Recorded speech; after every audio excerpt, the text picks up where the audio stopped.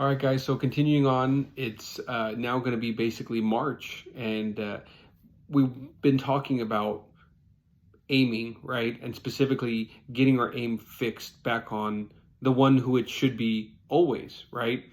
And now is a good time to really self-examine and reflect. It's been a couple months since January, since our resolutions, and since we've kind of made some different changes in our lives, trying to do better.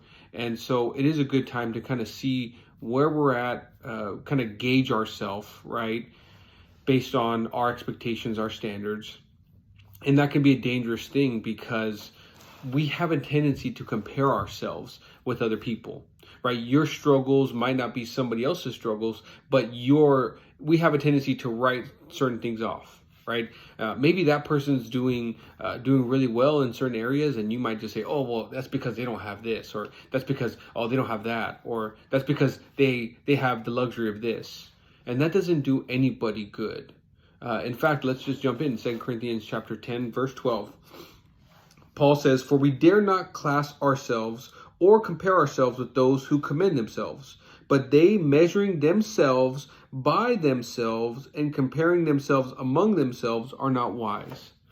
So a little background on that. Paul is dealing with people who are coming in and trying to, so to speak, give their own credentials, right? They're trying to establish their authority, and they're using references among themselves, right? They're trying to set themselves up by using each other's references and trying to fortify each other or give each other that cred, right? The credibility.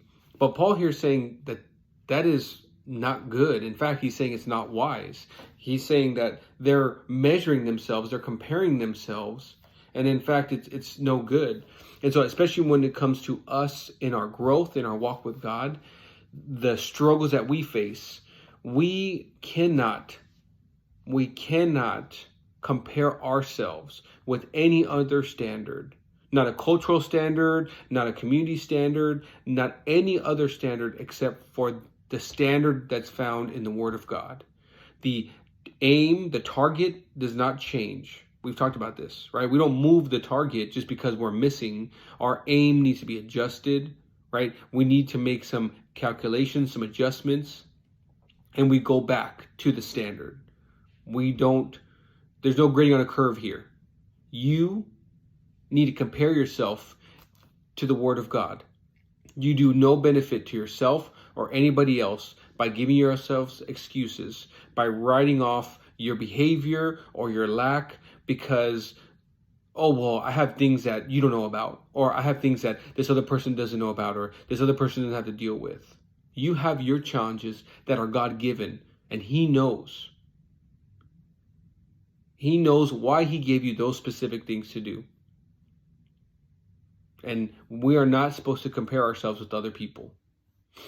So be honest with yourself. Compare yourself. Examine yourself. That's what we're commanded to do, but not according to the success or the standards of this world. Oh, did you make this X amount of money? Oh, did you go on this trip or this trip?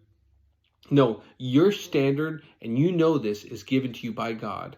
And just because that person does this or this doesn't mean that you need to.